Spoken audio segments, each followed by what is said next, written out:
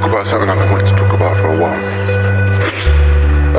And there's a guy who I work with called Trevor. And ever since he was 14, he delved into philosophy and metaphysics and the meaning of life, Zen Buddhism, Taoism,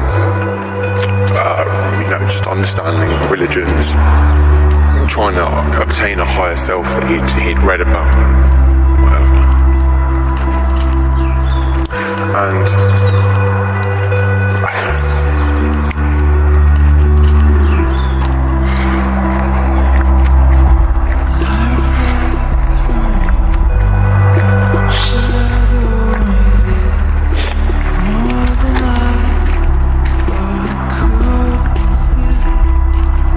anyway, so we got talking, and I said that I read about this thing called non-dualism or transcendence, that there is no difference between you and the ground or anything around you. Like everything is you, and you are everything, which I just didn't really resonate with. And he tried to explain it to me, and I'm like, I get it. Like I understand what the point you're trying to make is, and I understand why the point is there. I haven't had this realization. All this part of me that's gone, right, yeah, that bang, that's it. That's what the meaning of life is. We carried on talking, and I kind of, something hit me while I was thinking, and it was a realization of a lack of realization, in the way that there is nothing to get. We're just animals, and there's no fate or destiny, but there is an environment that we're born into which is limited to what it is, and it's your choice what you do with it. So I carried on thinking about that, and I say it like it's really depressing, like it's this almighty bad thing that's happened. Like, yeah, we're like a doomed race, that kind of thing. We're helpless, and that's not true. Because we can do anything we want to do to an extent. And he said, what's the difference between you and the ground? And I said, well, I'm a different collection of atoms in me, and I've got functions. I'm human. That's the thing. He said, well, that's your brain. That's the human race distinguishing it. And I said, yeah, well, the human race is only distinguishing it of the confines of our physical being. We have chemicals that control the way our thoughts work, and your unconscious being, when you process things without kind of having your thoughts influence it. So when you read a book, you go to sleep, the next day you wake up and you read it again, you're like, oh crap, there we are, I get it. And then your subconscious being kind of like the thoughts that are decided through you talking to yourself or in your head, like your conscious thoughts. That's what you think.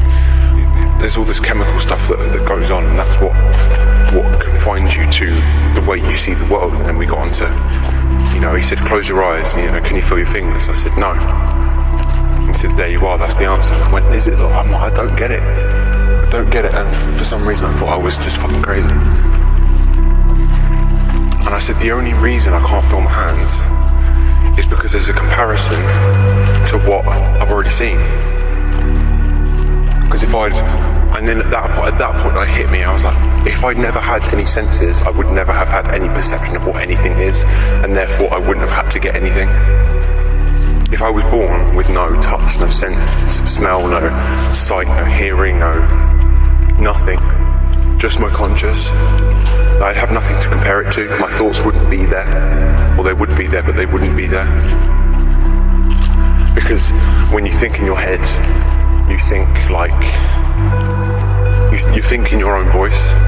So if you've never had that experience of hearing your own voice, what would your thoughts sound like? And that's when I said, when he asked, if you didn't exist, would I exist? And I said, no. And he went, well, what? I would, wouldn't I? And I said, well, no, because if I didn't exist, the only perception I can believe in is my own. So if I didn't exist, you wouldn't exist to me. Irrelevant of whether you actually exist or not. To me, you don't exist.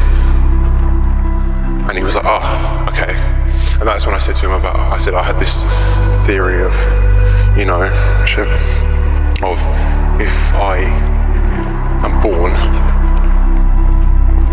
any senses, then you would just get it. And he went, I get it. So the meaning to life is that, you know, you can't do anything. You can't get to this higher self, this meditate, this transcendence, this non-dualistic view on life without removing yourself from your body. And that's what meditation is. It's a simulation of that. And it's an attempt to remove yourself from the confine of a physical body, and then suddenly you realise you can't do it because you've perceived everything already. You've perceived what life is. You've perceived, you've heard your own voice, you've felt what carpet feels like, you've felt what air feels like, you've smelt things, you've seen things, it's only without that you can kind of get the world. You can kind of understand what this non-dualistic thing is. You can experience what nothingness is, which is everything opposed to something. So the world is only existing without nothingness, but you're only perceiving existence and you're not perceiving nothingness, and that removal from existence would mean you can see nothingness, and you can't do it without removing existence, which is impossible.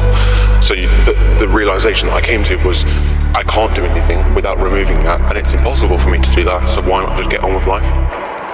And he went, fuck me. He went, I like that. And I went, yeah. I went, I've only just got it too. And it's just, fuck, man. Philosophy is just insane. And I love it so much, but like, whoa. It's just completely changed my outlook on life.